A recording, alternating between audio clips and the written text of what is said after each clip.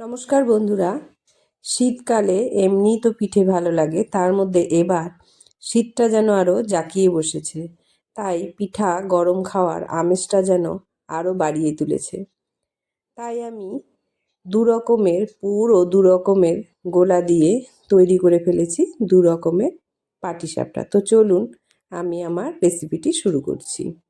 প্রথমে আমি নারকেলের খিসা দিয়ে লাল গোলা দিয়ে লাল পাটিসাপটা করে নেব। সেই জন্য প্রথমে নারকেলের খিসাটা আমরা তৈরি করে নেব।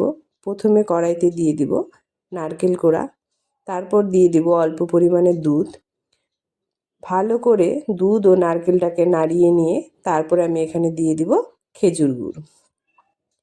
এই খেজুর গুড় দিয়েই আমার খিসাটা কিন্তু সুন্দর লাল কালারের হয়ে যাবে।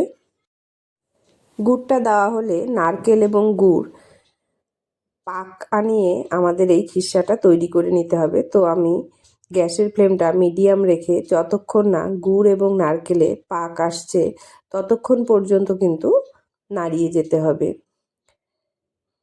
দেখুন নারকেল এবং গুড়টা কিন্তু আমাদের পাক ধরতে শুরু করে দিয়েছে।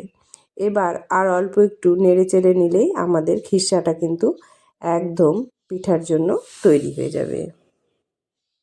আমাদের একরকম খিসা রেডি হয়ে গেল। এবার আমরা পিঠাটার গোলাটা তৈরি করার জন্য করে নেব চালের গুঁড়ো। তো আগের রাতেই আমি চালগুলো ভিজিয়ে ঝরা দিয়ে রেখেছিলাম।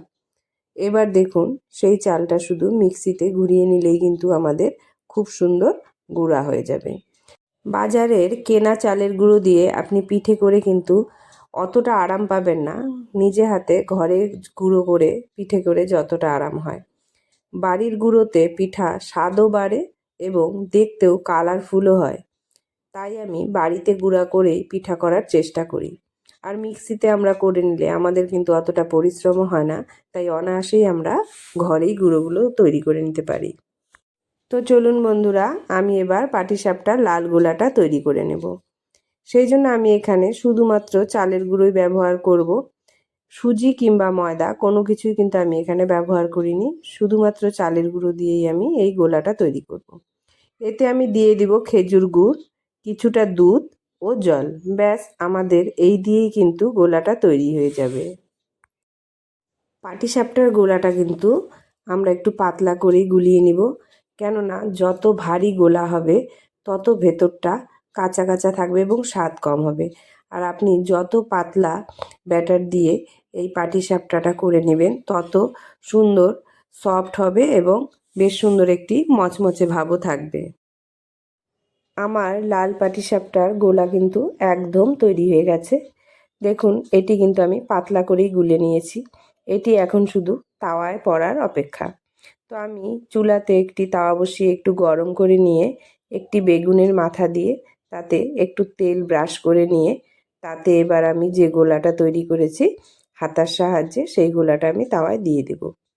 এবার তাওয়াটা ঘুরিয়ে ঘুরিয়ে আমি পাটিসাপটার আকারটা আনার চেষ্টা করব।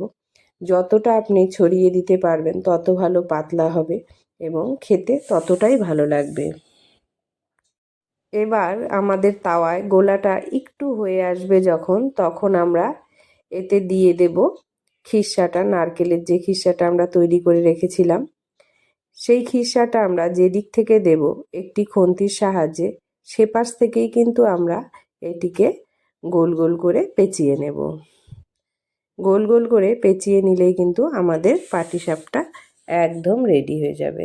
দেখুন পাটিসাপটাগুলি দেখতে কত সুন্দর কালারও এসেছে, আর এর জালিগুলো দেখেছেন কি সুন্দর হয়েছে, দেখেই বোঝা যাচ্ছে যে আমাদের ব্যাটারটা কিন্তু একদম পাতলা হয়েছে। এটি খেতে যেমন সফট লাগবে সেমন একটি কিন্তু মচমচে ভাবও থাকবে।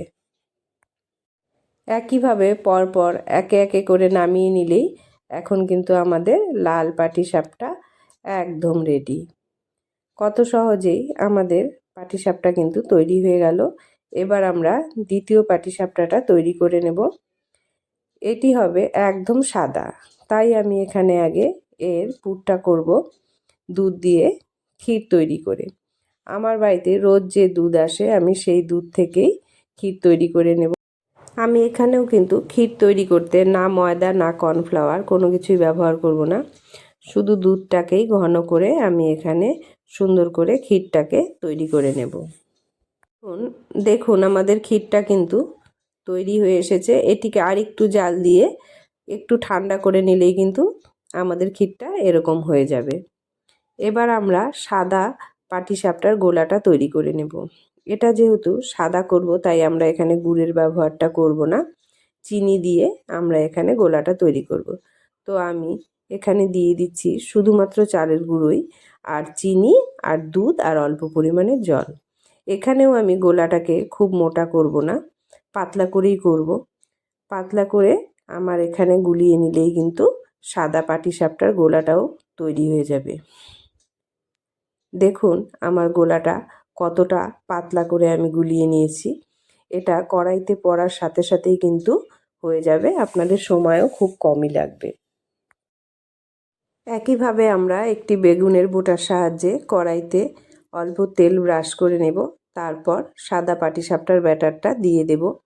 দিয়ে তাওয়াটা নড়িয়ে এখানেও আমরা পাটিসাপটার আকারটা দিয়ে দেব। যত ভালোভাবে আপনি পাতলা করে দিতে পারবেন তত আপনার পিঠা কিন্তু নরম ও কুড়মুড়ে হবে।